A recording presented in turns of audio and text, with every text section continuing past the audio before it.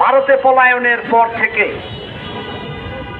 ভারতের সরকার, বিশেষ করে ভারতের সাম্প্রদায়িক গোষ্ঠী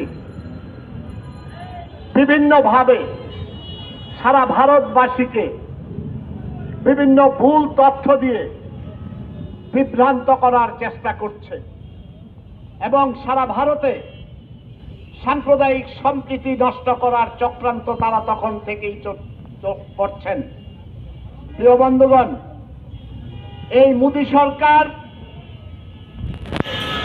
ভারতের ক্ষমতায় আসার পর থেকে তিনি নিজেও একটি সাম্প্রদায়িক শক্তির প্রতিনিধিত্ব করে একটি রাজনৈতিক দলের নেতা এবং সারা ভারতে সাম্প্রদায়িক গোষ্ঠীকে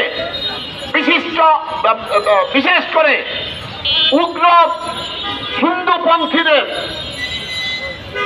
আশ্রয় প্রশ্রয় দিচ্ছেন এবং প্রতিষ্ঠিত করেছেন। যেমন করেছিলেন আমাদের এই বাংলাদেশে গত 15-16 বছর ক্ষমতায় ছিলেন স্বৈরাচারী শেখ হাসিনা। তিনি বাংলাদেশের সকল জঙ্গি গোষ্ঠী, সাম্প্রদায়িক গোষ্ঠীকে লালন পালন করেছেন, প্রতিষ্ঠিত করেছেন। সারা বাংলাদেশের মানুষ গত 15 বছর দেখেছি বিভিন্ন সময় মানুষকে শান্ত করার জন্য জঙ্গি দমন প্রক্রিয়া করেছেন। আসলে তিনি জঙ্গি এবং সাম্প্রদায়িক শক্তিকে আইনের আওতায় আনতে চান নাই।